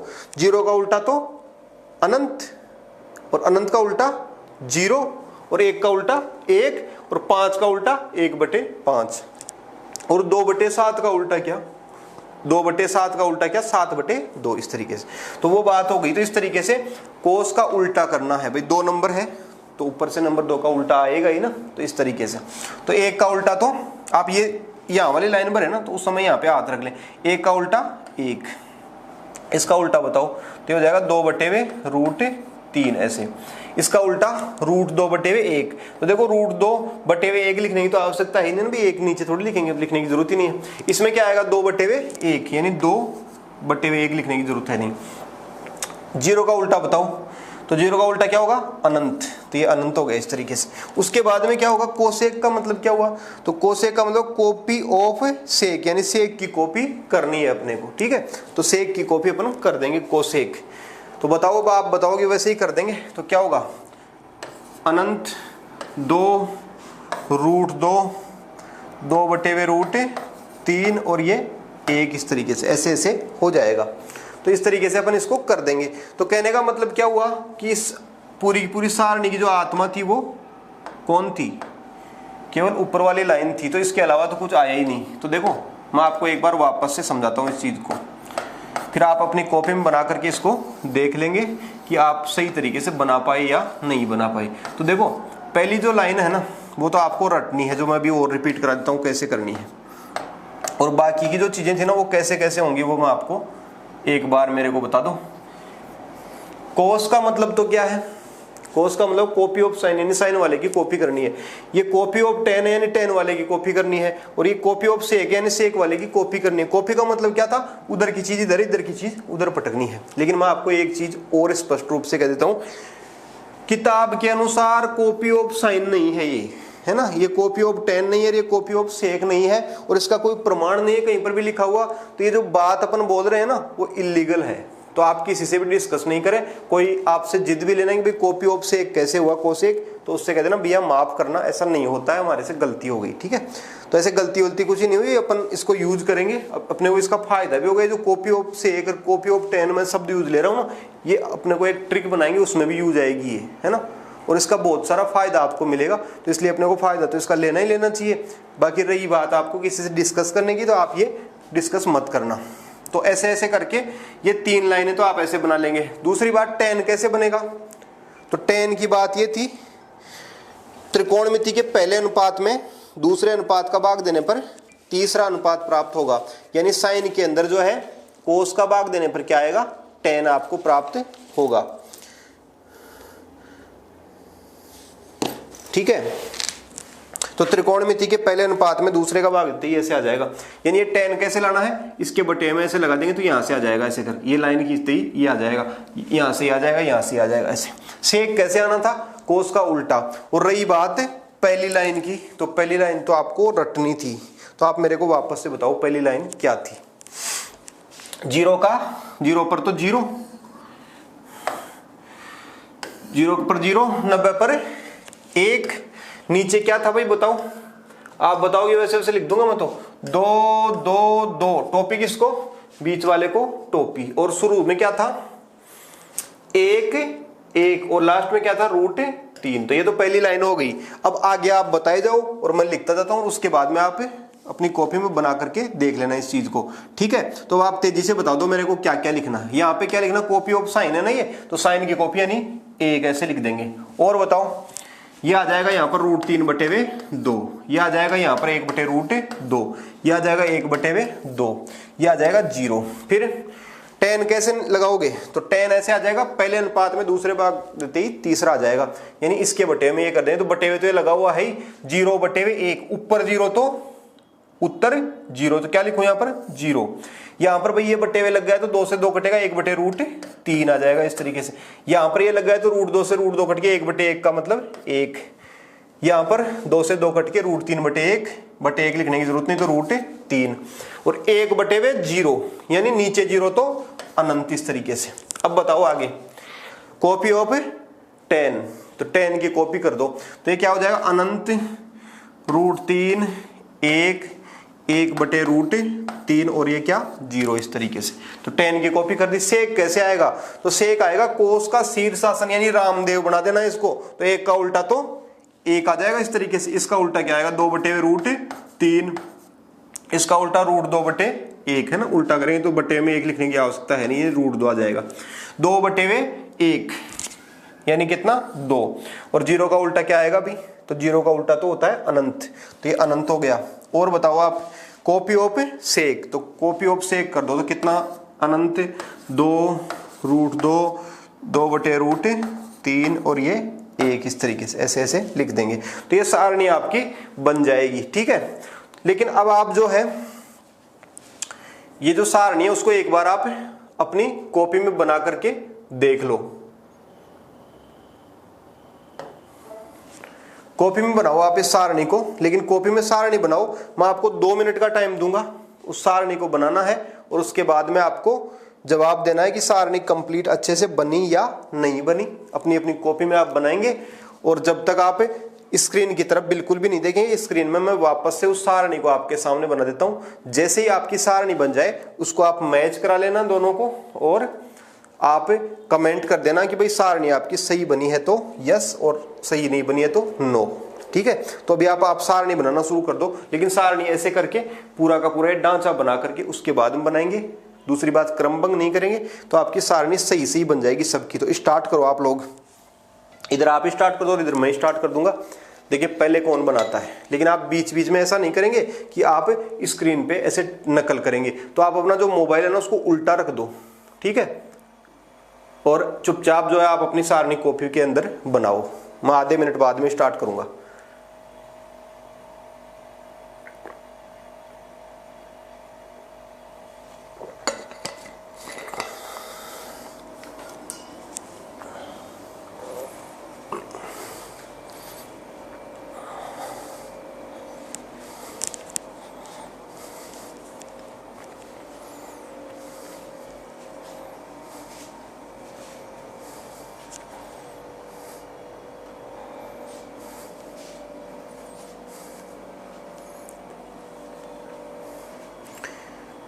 आलस्य मत करना, पूरा का पूरा अच्छे तरीके से इसको बनाना, सारणी को व्यवस्था से बनाना, लाइन खींच के बनाना, बिना लाइन के बनाओगे तो गलत भी हो सकती है, ठीक है। और क्रमभंग करना मत, और तेजी से बनाओ। आप जैसे ही कंप्लीट करोगे उसके बाद में ही मैं जो है यहाँ पर बना करके वापस आपको समझाऊंगा, ठीक है। तो आपके पास में 1.5 से 2 मिनट का टाइम है, 1.5-2 मिनट लगता ही है इसमें, एग्जाम में आपको ये लगाना नहीं है।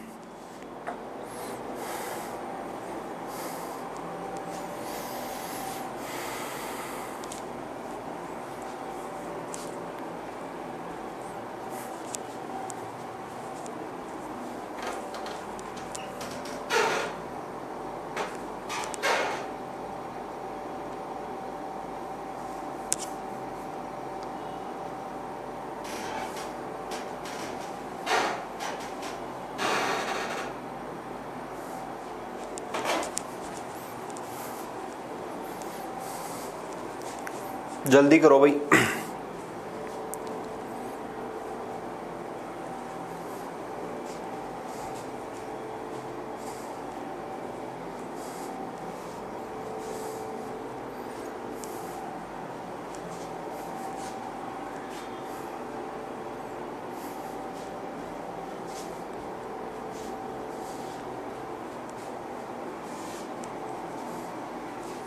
यदि आप दूसरे तरीके से सारणी बनाते हो तो आप दोनों तरीकों को मिक्स मत करना, या तो उसी को यूज ले लेना या इसको यूज लेना, आप दोनों में से एक को यूज लेना है।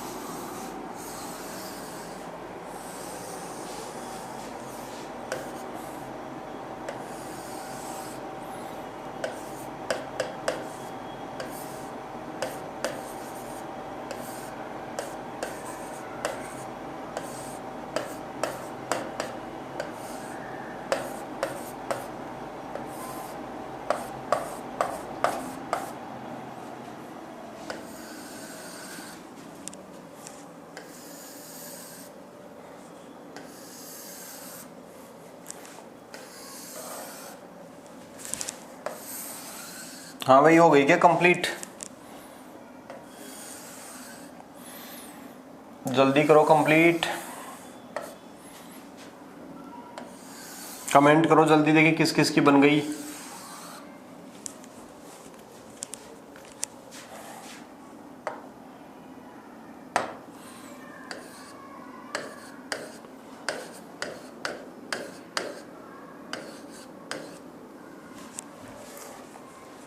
ठीक है भाई, शाबाश। और कोई? जल्दी कमेंट करो।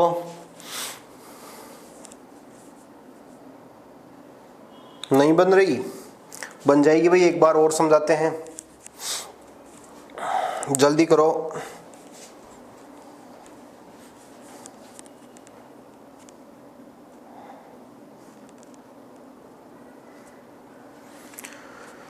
जो लोग नहीं बना पाए वो जल्दी करो भाई, आपके पास में 10 सेकंड का और टाइम है, उसके बाद में मैं वापस से समझाऊंगा आपको। 10-15 सेकंड में आप बना लो जल्दी से।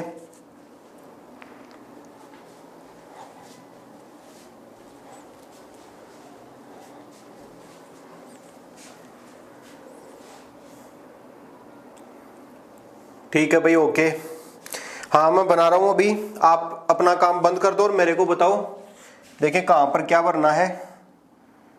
अपनी अपनी कॉपी बंद कर लो, यदि आपसे बन गई तो अच्छी बात है, नहीं बनी तो भी कोई बात नहीं। जहां जहां कमी रही वो आप इसमें से देख लेना कि आपने कहां पर गलती करी है। वैसे लगभग सबकी बन गई होगी जहां तक मैं सोचता हूं। तो बताओ, एक तो क्रमभंग नहीं किया होता, एक यदि आपने ये ढांचा बनाया होता तो कोई चांस नहीं है कि आपकी कोई सारणी में गलती हो सकती है। तो क्या करें भाई, 0 पर तो 0, 90 पर 1, आगे क्या क्या भरना जल्दी बोलो। आप जहां पे पढ़ रहे हो वहां पर भी बोलते रहो, कोई दिक्कत नहीं है। नीचे क्या भरना, 2, 2, 2। नीचे क्या भरेंगे इसमें भाई, बीच वाले को टोपी। शुरुआत में 1, 1 और लास्ट में कितना, √3। उसके बाद क्या था भाई, उसके बाद था कॉपी ऑफ साइन, यानी साइन की कॉपी करनी है। तो क्या करना है, लास्ट वाली चीज को पहले, पहले वाले को लास्ट में, यानी कितना, 1, √3/2, ये यहीं की यहीं आ जाएगा 1/√2, 1/2 और ये 0 ऐसे। तो भाई ये कॉपी ऑफ साइन हो गया कोस। उसके बाद में बताओ टेन, तो साइन के अंदर कोस का भाग देते ही टेन आता है, यानी त्रिकोणमिति के पहले अनुपात में दूसरे का भाग देते ही तीसरा आता है। तो भाई भाग लगा हुआ, ये नीचे लिख दिया, वहीं पे भाग लग गया, तो 0/1 है, तो ऊपर 0 तो उत्तर 0। उसके बाद में बताओ 2 से 2 कट जाएगा तो कितना, 1/√3। इसके बटे में लगते हैं √2 से √2 कट गया, 1/1 का मतलब 1। यहां पर भी आपका 2 से 2 कट जाएगा, √3/1 का मतलब √3। और यहाँ पर 1/0, नीचे 0 आते ही क्या होगा भाई, अनंत हो जाएगा। इस तरीके से अनंत हो गया। कोट बताओ, कोट, कोट का मतलब क्या हुआ, कॉपी ऑफ 10। तो भाई कॉपी कर दो 10 की, तो अनंत तो आ जाएगा स्टार्टिंग में, फिर आ जाएगा √3, फिर 1/√3 और ये 0, इस तरीके से हो जाएगा। उसके बाद में बताओ आप सेक के लिए, तो सेक क्या था, नीचे से नंबर 2 है ना, तो ऊपर से नंबर 2 का उल्टा आ जाएगा इस तरीके से, कोस का उल्टा। तो क्या हो जाएगा, 1 का उल्टा तो 1, इसका उल्टा क्या, उल्टे का मतलब शीर्षासन कराना, रामदेव बना देना इसको। कितना आ जाएगा, 2/√3 ऐसे। और इसमें कितना, √2/1 का मतलब √2, और ये क्या हो जाएगा, 2/1 का मतलब 2। और इसको 0 का उल्टा बताओ जल्दी से, 0 का उल्टा क्या हो जाएगा, अनंत, इस तरीके से। तो ये हो गया भाई। तो अब आप बताओ कोसेक, कोसेक का मतलब क्या था, कॉपी ऑफ सेक। तो कर दो भाई कॉपी ऑफ सेक, तो सेक की कॉपी करोगे तो अनंत, लास्ट वाला पहले आ जाएगा, फिर ये 2√2, 2/√3 और ये क्या आ जाएगा भाई, 1, इस तरीके से। ऐसे ऐसे सारणी आपकी बन गई। तो एक कंप्लीट आपकी सारणी बन गई। लेकिन मैंने आपको पहले ही कह दिया था कि ये सारणी अपने को ऐसे एग्जाम में बनानी है नहीं। तो अपने को देखो इसमें से कुछ बेसिक पॉइंट निकालने हैं, वो अपन आगे निकालेंगे। लेकिन मैं आपको सबसे पहली बात बता दूं कि इसमें अपने को सबसे ज्यादा जो इस साइज का काम में आएगा वो 45 डिग्री वाला कोण काम में आएगा। तो अभी देखो ये जो सारणी है उसका 45 वाला जो कॉलम है ना, वो अभी आप इसको रट लो, ठीक है। अभी इसका जस्ट यूज आएगा अपने को, तो अपने को 45 वाले मान अभी तुरंत रटने हैं। वैसे रटनी तो पूरी की पूरी सारणी है अपने को, मैं आपको रटा दूंगा, दूसरे तरीके से रटाऊंगा, सरल तरीके से। लेकिन अभी अपने को 45 वाले वैल्यू की आवश्यकता है। तो देखो साइन और कोस जो है ना 45 के लिए, उसका मान है कितना, 1/√2, 1/√2।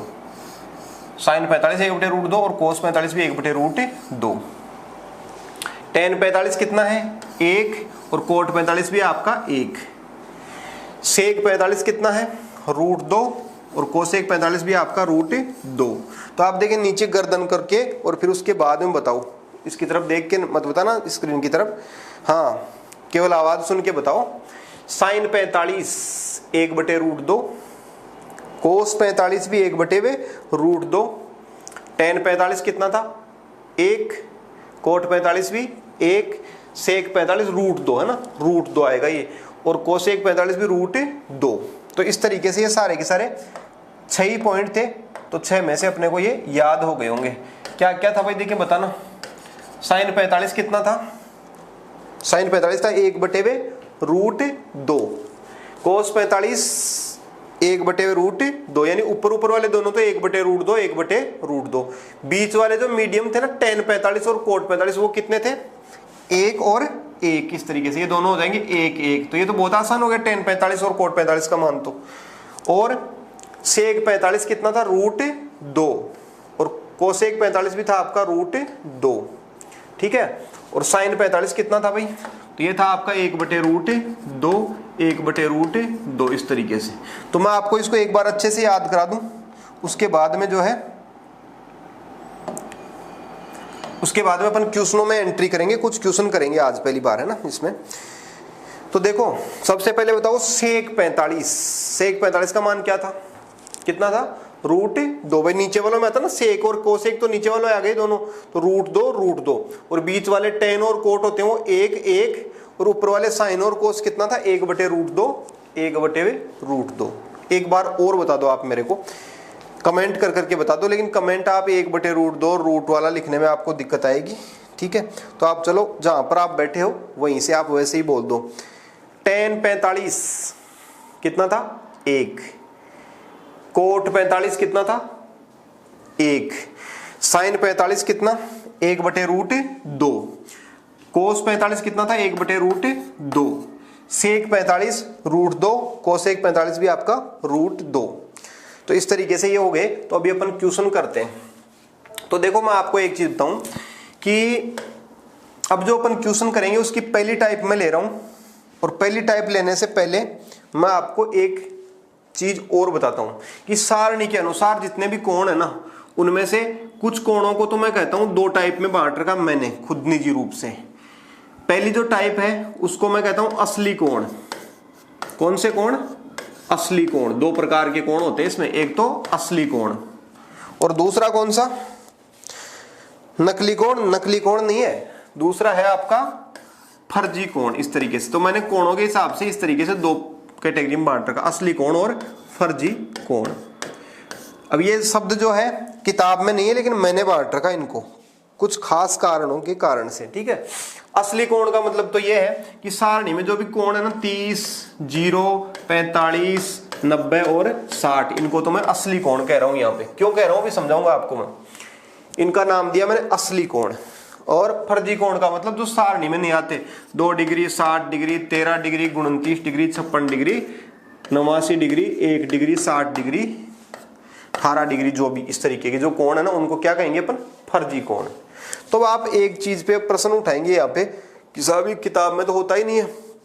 तो किताब में तो नहीं होता है, लेकिन अपन कुछ चीजों को सरल बनाने के लिए शब्द यूज करें तो आपको इसका फायदा होगा, नुकसान नहीं होगा। अब आप कहोगे इनको आप फर्जी कोण कैसे कह सकते हो?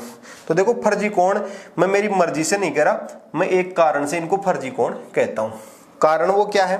कारण ऐसे है कि जैसे एग्जाम में कोई क्वेश्चन आ जाए, ऐसे आ जाए, मान लो प्रश्न ऐसे आ जाए एनसीईआरटी की किसी एग्जाम में, साइन 30 प्लस tan 45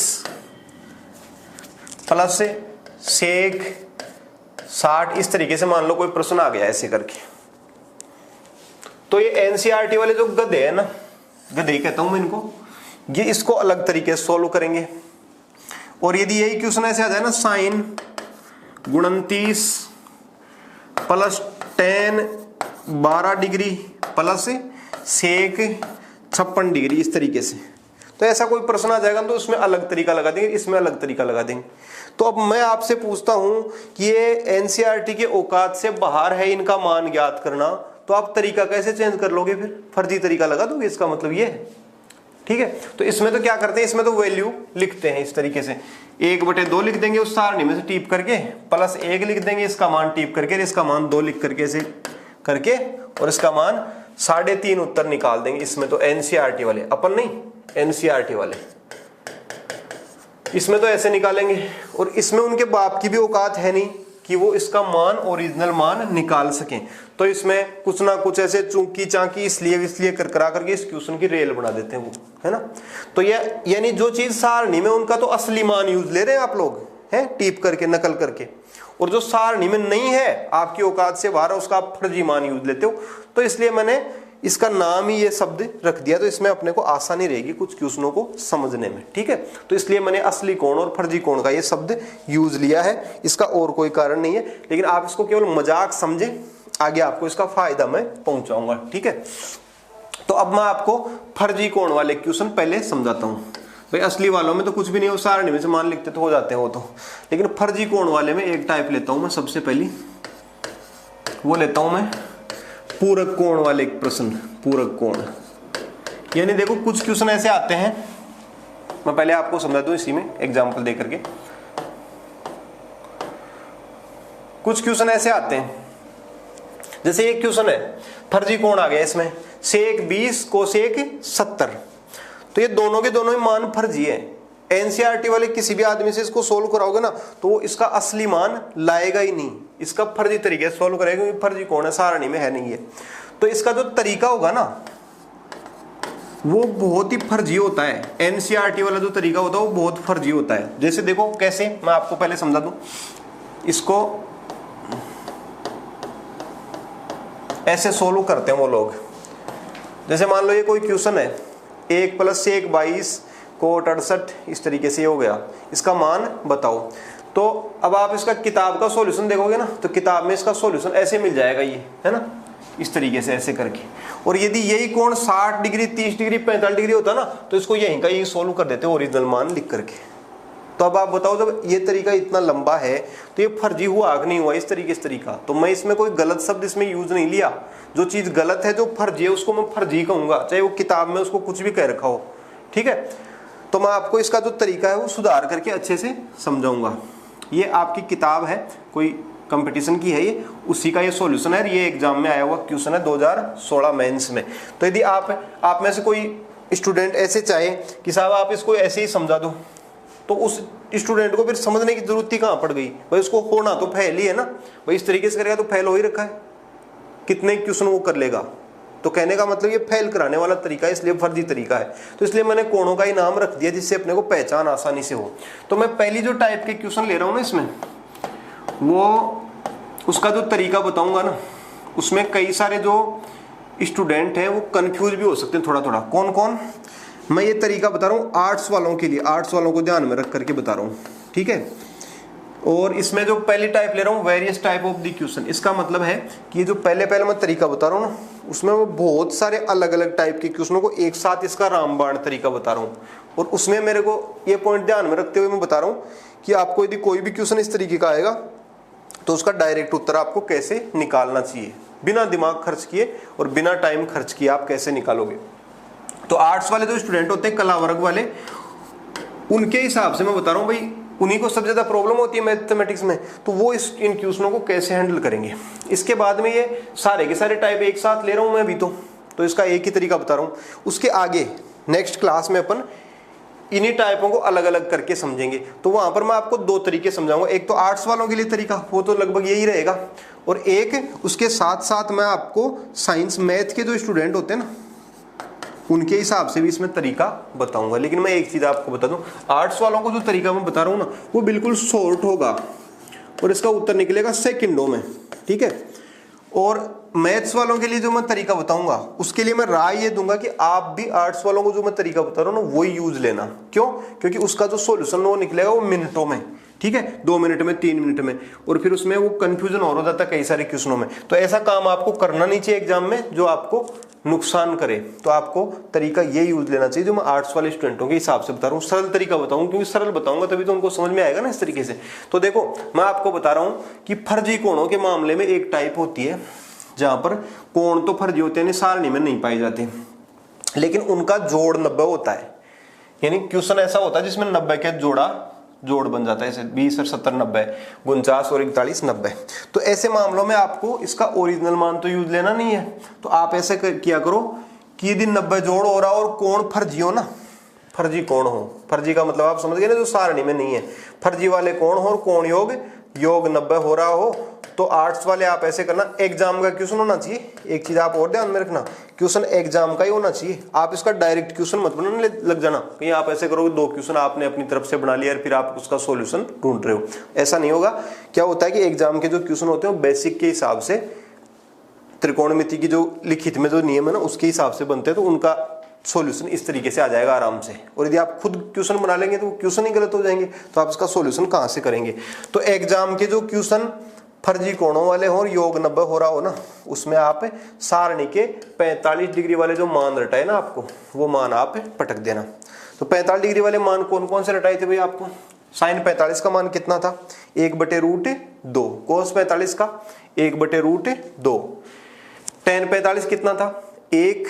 कोट 45 1। सेक 45 कितना था? √2। और कोसेक 45 था √2। तो मेरा कहने का मतलब यह है कि यदि ऐसा क्वेश्चन आ गया कोई फर्जी कोणों वाला, ऐसे है ना, tan 49/कोट 41 कोण आ गए फर्जी, तो इसका मतलब एक बात आप स्पष्ट रूप से समझो कि इसका ओरिजिनल तरीका तो कोई भी यूज लेगा नहीं। एनसीईआरटी वाले तो महाफर्जी तरीका लेंगे जिसमें इसको घुमा फिरा के सॉल्यूशन करेंगे। और अपने को क्या करना है, अपने को इनको 45 बदल देना। कब बदलना है? 2 शर्तें होनी चाहिए, कोण फर्जी होनी चाहिए, फर्जी है, योग कितना है 90, तो ये दोनों बातें हो जाए तो उनको 45 का मान लिख देना। तो आप कितना मानोगे? tan 45 का मान लिख दो 49 की बजाय, तो कितना होता है tan 45 का मान? 1। कोट 45 का भी 1, तो आपका उत्तर क्या आ जाएगा? 1। इस तरीके से आपका उत्तर आ जाएगा। ठीक है, तो आपको कोई झंझट नहीं करने की, योग 90 फर्जी कोण बदल दो 45 45 में, तो आपका उत्तर होगा 1। इसके कुछ अपवाद होते हैं तो वो अपन आगे डिस्कस करेंगे, ठीक है। बहुत कम होते हैं अपवाद, लेकिन कुछ होते हैं वो अलग, आप उनको आसानी से पहचान सकते हो, तो मैं आपको बताऊंगा।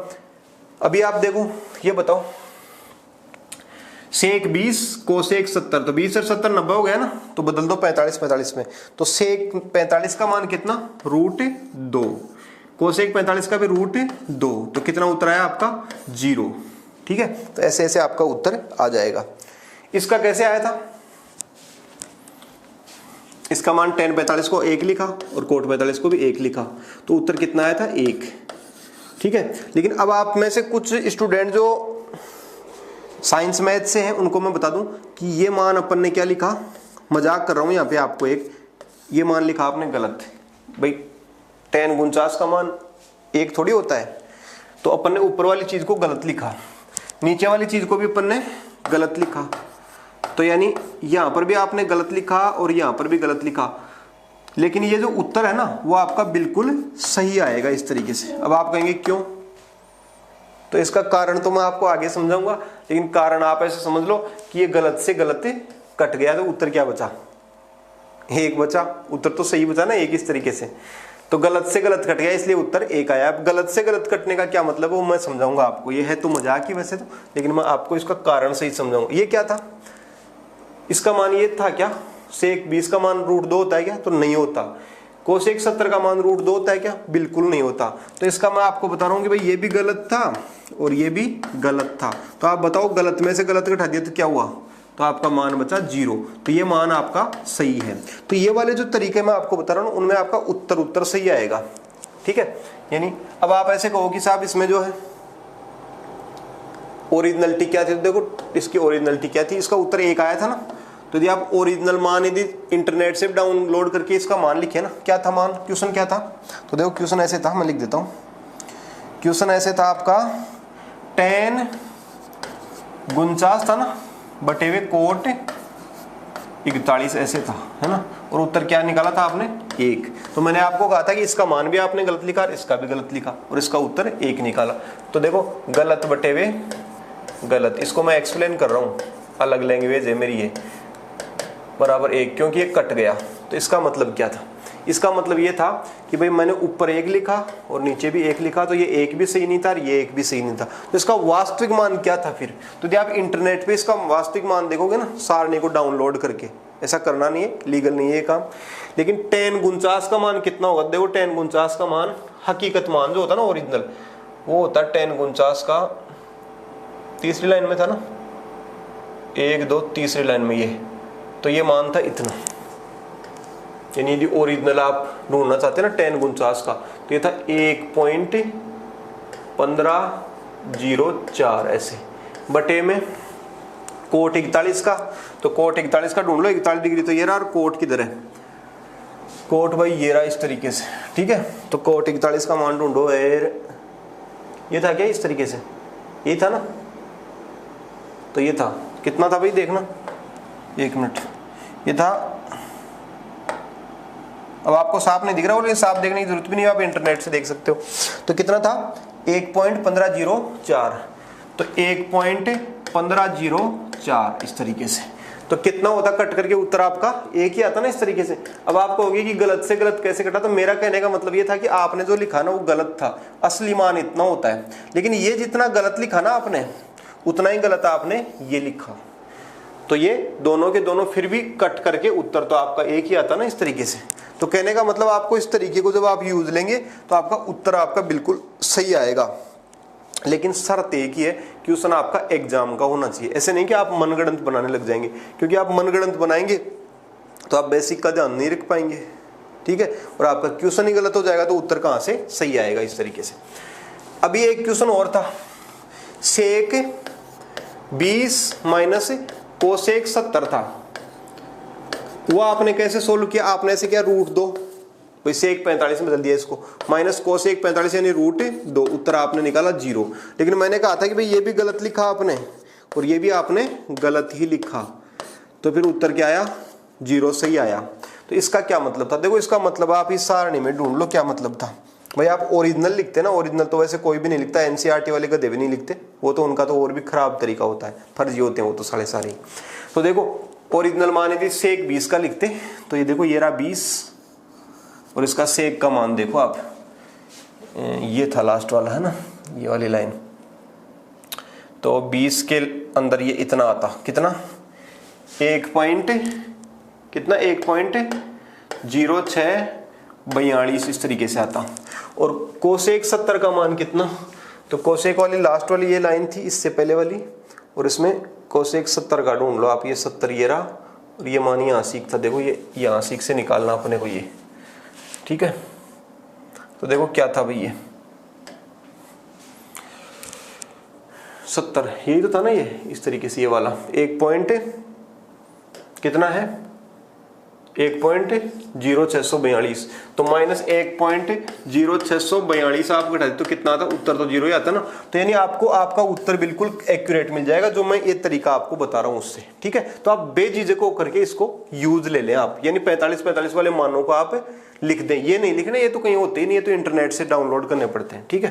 तो अभी आप देखो मैं क्वेश्चन करवा रहा हूं आपको, मैंने जो तरीके बदले हैं वो आर्ट्स वाले स्टूडेंटों के लिए बदले हैं, क्योंकि भाई आर्ट्स वाले जो स्टूडेंट होते हैं ना, उनको ये एडवांस मैथ सही तरीके से समझ में आ नहीं पाती, तो इसको मैंने तरीका बदल करके समझाया है। अब कोई ऐसे कह सकता है कि आप एनसीईआरटी के तरीके से उनको समझा दो, तो देखो यदि एनसीईआरटी का तरीका मैं यूज लेऊंगा ना, तो ये टीचर का कोई फर्क होता ही नहीं है, चाहे टीचर ए पढ़ाए चाहे टीचर बी पढ़ाए, यदि वो एक ही तरीके से पढ़ाएगा ना एनसीईआरटी के तरीके से, तो कोई भी नहीं समझा सकता स्टूडेंट को। और यदि वो तरीका बदल लेगा तो फिर चांस बन जाएगा समझने का। तो मैं एनसीईआरटी से इसलिए नहीं पढ़ा रहा स्टूडेंट को कि भाई उसको ये चीजें समझ में आए, और खास करके उसका ये जो टारगेट है ना 15 मिनट में 25 क्वेश्चन वाला, वो उसका पूरा हो सके, क्योंकि एनसीईआरटी तो पूरा हो ही नहीं सकता। कैसे, अब आप देखो क्यों पूरा नहीं हो सकता। जैसे एनसीईआरटी का तरीका तो किसी भी प्रश्न को करने के लिए देखो ऐसा होता है, जो मैंने अभी आपको दिखाया था, ये वाला तरीका है।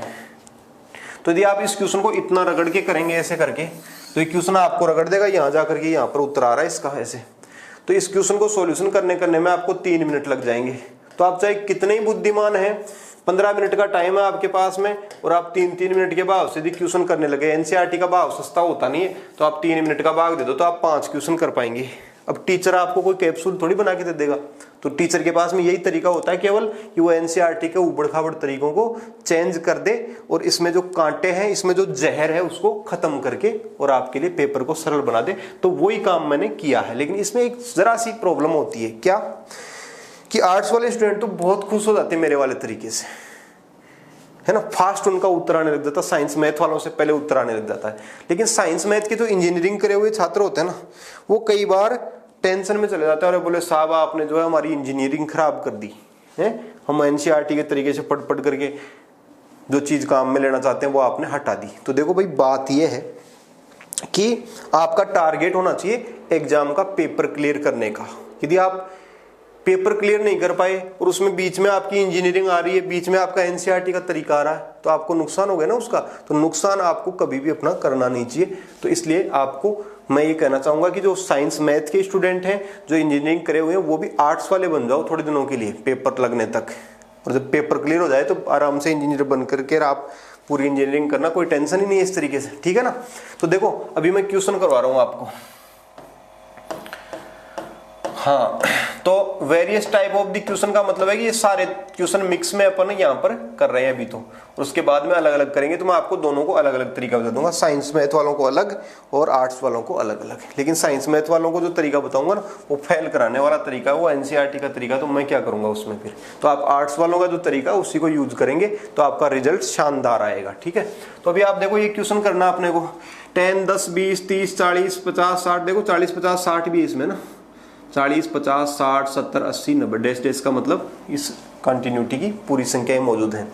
तो देखो 10 और 80 90 हो गया, 20 और 70 90, 30 और 60 90, 40 भी रहेगा इसमें, 50 भी 90। तो इस तरीके से कोण योग 90 पर हो रहा है ना, तो इनको 45 45 में बदल देंगे। तो 10 45 का मान होता है 1, तो इसका मतलब हो गया 1, इसका मतलब भी 1, भाई 45 में बदलेंगे तब 1 हो गया। फिर इसका भी 1 1 1 1 ऐसे करके कुल मिलाकर के 8 बार एक ही एक को गुणा करेंगे आप, सबको 45 45 में बदल दिया तो आपका उत्तर क्या है, 1 गुणा 1 गुणा 1 गुणा 1 करके एक आपका उत्तर आ जाएगा इस तरीके से। ठीक है, तो आपको कोई तरीका लगाने की आवश्यकता है नहीं, ऐसे आपका उत्तर आ जाएगा 19वें प्रश्न का, है ना। उसके बाद में देखो आप 20वां, 5 और 85 90, 25 और 65 90 और 45 का तो ओरिजिनल मान आपको पता है, ये तो फर्जी कोण है नहीं, तो 45 का मान वैसे लिख देंगे। तो 5 और 85 90 हो गया तो इन दोनों को 45 45 में बदल के लिख देंगे। 65 और 25 90 हो गया तो इनको भी 45 45 में बदल करके लिख देंगे, तो अपना उत्तर आ जाएगा। तो देखो भाई कैसे क्या होगा, साइन 45 इसकी जगह लिखेंगे साइन 45। तो साइन 45 का मान कितना था भाई, 1/√2 था ना, आपको रटाया था अभी मैंने। साइन 45 यानी 1/√2 था, तो इसका स्क्वायर लेना है। तो स्क्वायर करेंगे तो 1 का रूट तो 1 है और √2 का स्क्वायर 2 इस तरीके से। तो इसका मान हो जाएगा 1/2, 45 में बदलते हैं ना, इसका मान कितना हो जाएगा 1/2। इसका मान ओरिजिनली 45 का, तो स्क्वायर करने पर 1/2, 1/2, 1/2। तो लघुत्तम कितना आ गया 2, तो ऊपर का जोड़ लो, 1 1 2 और 1 3 4 5, 5/2 का मतलब कितना आपका उत्तर हो गया 2.5 इस तरीके से। तो ऐसे ऐसे आपका उत्तर आ जाएगा। उसके बाद में देखो आप सेव कर लेता हूँ इसको, तो मैं आपको PDF दे दूंगा, ठीक है। उसके बाद में देखो ये वाला अगला, ये देखो आप साइन 70 कोस 40 कोस 20 साइन 50। तो देखो 70 और 20 90 और 40 और 50 90 हो गया, तो आप इसको बदल दो 45 45 में, है ना। साइन 70 का मतलब 45 में बदला तो साइन 45 का मान 1/√2, कोस 45 का मान भी 1/√2, ठीक है ना। ये 40 50 90 हो गए थे इसलिए, और कोस 45 का मान फिर 1/√2 और साइन 45 का मान 1/√2 इस तरीके से ऐसे। तो ये हो गया, तो इसका उत्तर क्या होगा भाई, अंश और बराबर हो गए यहाँ पर, तो ऐसे कट जाएंगे ऐसे, यानी इससे ये कट जाएगा, तो उत्तर क्या है आपका 1। अब देखो मैं आपको एक चीज बताऊं इसमें,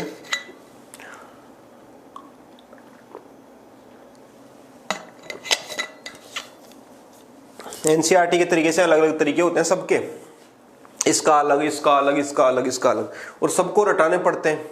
और स्टूडेंट जो किसी भी कंपटीशन में बैठते हैं ना, उसमें से आधे साइंस के होते हैं और आधे आर्ट्स के होते हैं। आर्ट्स वाले स्टूडेंटों को साइंस वालों का तरीका नहीं सिखाया जा सकता। कौन सा, एनसीईआरटी वाला। क्यों?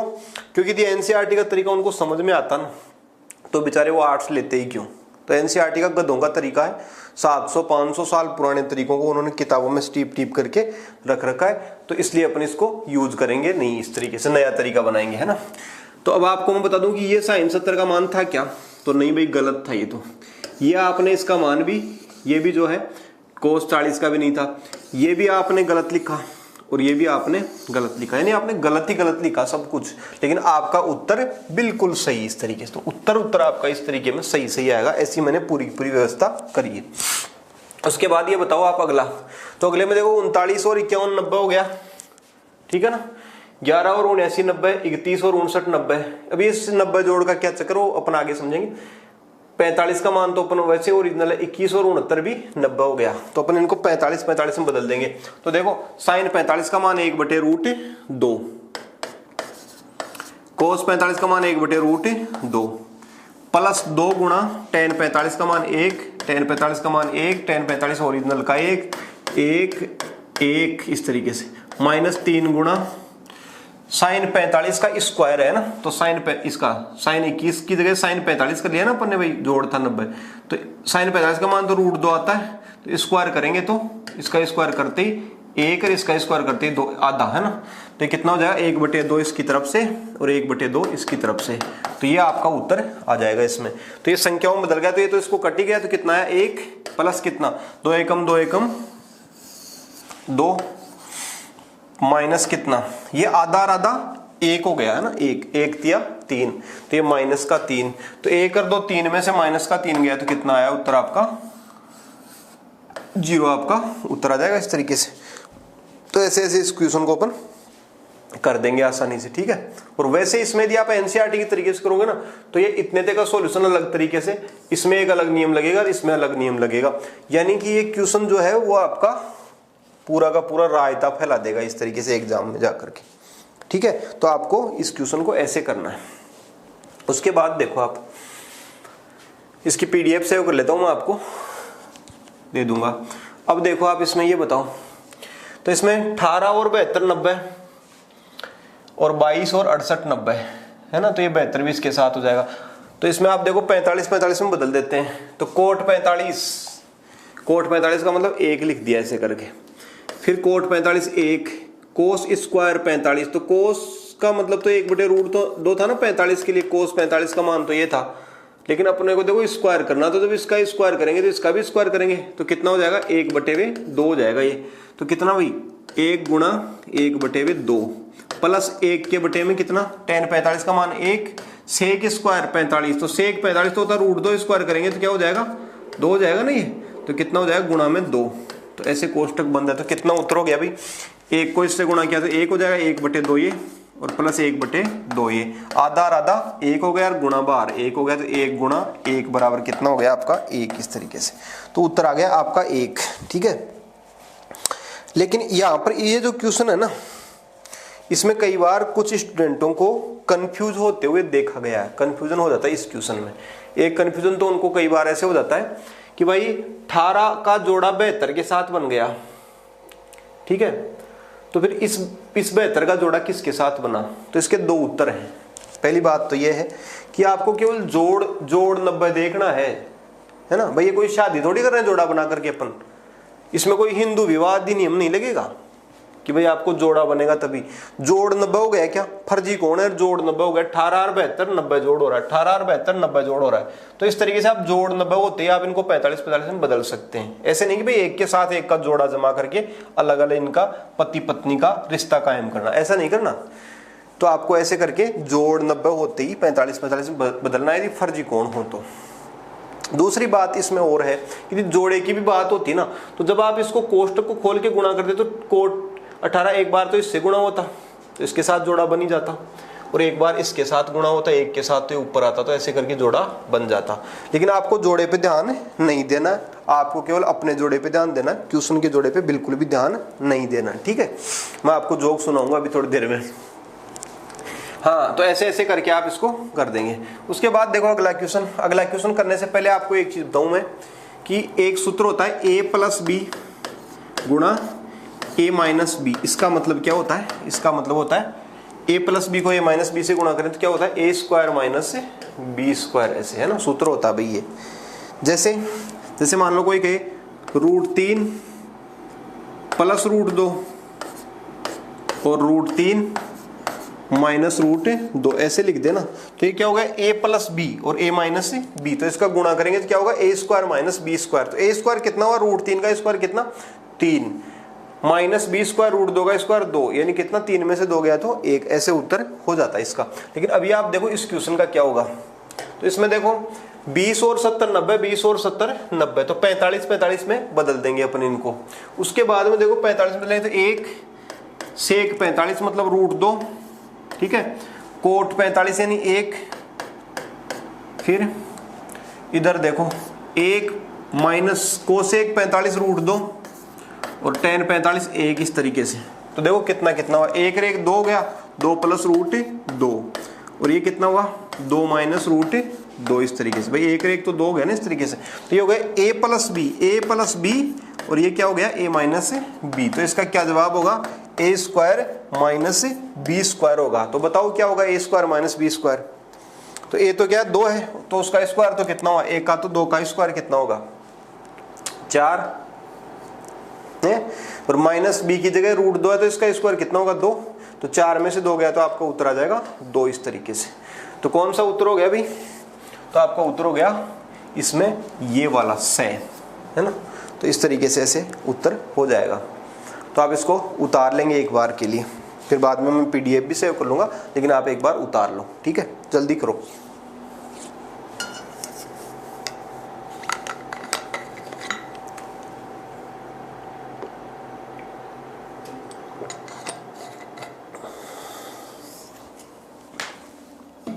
जल्दी उतारो।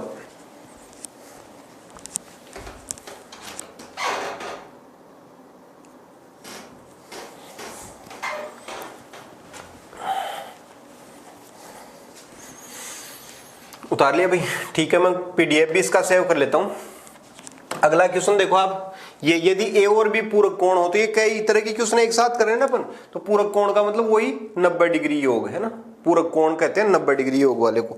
देखो दो होते हैं, एक तो होते हैं समपूरक, समपूरक, और एक होते हैं पूरक। तो देखो ये क्या होते हैं, इनमें से एक तो कहते हैं 90 जोड़ वाले को, और एक को कहते हैं 180 जोड़ वाले को। तो बताओ 180 जोड़ वाला कौन सा होगा और 90 जोड़ वाला कौन सा होगा। तो देखो जिसका नाम बड़ा वो बड़े योग वाला होगा। ये होता है 180 योग वाले दो कोणों को समपूरक कोण कहते हैं, और ये 90 डिग्री योग वाले कोणों को क्या कहते हैं, पूरक कहते हैं। जैसे मान लो मैं आपसे कहूं कि भाई 4 डिग्री का पूरक कोण बताओ, पूरक कोण, और मैं आपको कहूंगी 4 डिग्री का समपूरक कोण बताओ, तो बता दो आप क्या क्या होगा, सोच के बताओ थोड़ा सा। 4 डिग्री का पूरक कोण कितना होगा और समपूरक कोण कितना होगा। तो ये पूरक कितना होगा, तो 4 डिग्री का पूरक होगा जो इसका 90 जोड़ पूरा कर सके, है ना, कितना 86 डिग्री। और समपूरक क्या होगा, जो 180 जोड़ पूरा कर सके, यानी 176 डिग्री इसका समपूरक होगा, क्योंकि इन दोनों का 180 जोड़ हो जाए तो समपूरक हो गए, और इन दोनों का 90 जोड़ हो गया तो पूरक हो गया, इस तरीके से।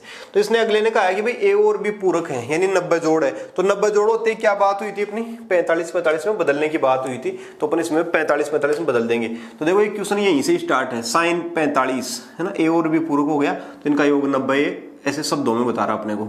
तो 45-45 में बदल देंगे, पूरक है ना इसलिए 45 में बदलेंगे, ठीक है। कितना, साइन 45 यानी 1/√2, कोस 45 यानी 1/√2 प्लस 1/√2 गुणा 1/√2 माइनस टेन 45 का मतलब 1 गुणा 1 प्लस सेक स्क्वायर 45, सेक का स्क्वायर 45। तो देखो स्क्वायर तो कर देंगे अपन, वैसे सेक 45 का मतलब होता है √2 है ना, तो √2 का स्क्वायर 2 हो जाएगा इस तरीके से। तो इसका स्क्वायर करने पर हो गया 2 माइनस कोट 45, कोट 45 का मतलब 1 होता तो 1 का स्क्वायर भी 1, ऐसे। तो ऐसे ऐसे अपन लिख देंगे इनको, ठीक है। इन दोनों का मान ये रहा, इन दोनों के गुणा में था इस तरीके से ना, तो इन दोनों का मान ये लिख दिया अपन ने 45, tan 45 गुणा में 1 लिख दिया, इस तरीके से माइनस लिख ही दिया था। और सेक स्क्वायर का मतलब √2 का स्क्वायर 2 लिख दिया, और कोट 45 का मान 1 था, इसका स्क्वायर 1 लिख दिया। तो बताओ इसका गुणा कर देंगे तो 1 का गुणा 1 से 1 हो जाएगा, √2 को √2 से गुणा करते ही 2 हो जाएगा, प्लस ये भी 1/2 माइनस 1 गुणा 1 1 हो गया, प्लस 2 माइनस 1। तो हिसाब कर लो आप, आधा और आधा कितना हुआ भाई, आधा और आधा 1 हो गया, 1 में से 1 गया तो 0 हो गया क्या, आधा आधा 1 हुआ, 1 में से 1 जाते 0, और 2 में से 1 जाकर के उत्तर कितना है आपका 1, इस तरीके से। तो आपका उत्तर हो गया 1 इसमें। तो आप ऐसे करके थोड़ा सा इसको उतार लो, उतारो तो, नहीं तो फिर मैं पीडीएफ सेव कर लेता हूं। तो आपका उत्तर क्या हो गया इसमें 1। अगला देखो 26वां क्वेश्चन। हाँ, तो आप देखो 27 और 63 90, 27 और 63 90, तो भाई 45-45 में बदल देते हैं अपन। तो कितना 1/√2 बटे 1/√2 इसका होल स्क्वायर प्लस 1/√2 बटे 1/√2 साइन 45 कोस 45, इस तरीके से इसका भी स्क्वायर जोड़ करके बताना है। तो देखो इससे ये कट जाएगा, दूसरी चौथी मंजिल यानी 1 का स्क्वायर हो गया 1, और इसमें ये कट जाएगा, 1 का स्क्वायर होगा 1, तो 1 और 1 2 आपका उत्तर हो जाएगा इस तरीके से। तो कौन सा उत्तर हुआ, से आपका उत्तर हो गया। तो इस तरीके से आज की क्लास ये कंप्लीट हुई यहाँ पर, और मैं अब आपको जोक सुना देता हूँ।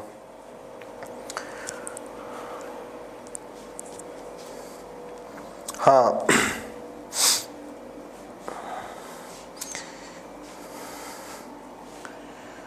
जोक सुनाता हूँ आपको मैं, किस चीज का सुनाऊं। हाँ, एक बार एक पति और पत्नी कहीं पे घूमने के लिए गई, तो आपस में हंसी मजाक करते हुए जा रहे थे। तो वहां पे एक गधा चल रहा था, तो गधे को चरते हुए देख करके उसकी जो वो जो पत्नी थी वो बोली अपने पति से, बोले देखो जी आपका रिश्तेदार चल रहा बोले यहाँ पे। तो ऐसे करके उसने उसकी मजाक उड़ाई पति की, गधे को देख करके बोले देखो जी आपका रिश्तेदार। तो जो पति था वो जाकर के और गधे के पैरों में गिर पड़ा, और पैरों में गिर करके बोले ससुर जी प्रणाम। तो चलो अगली क्लास में मिलते हैं, धन्यवाद।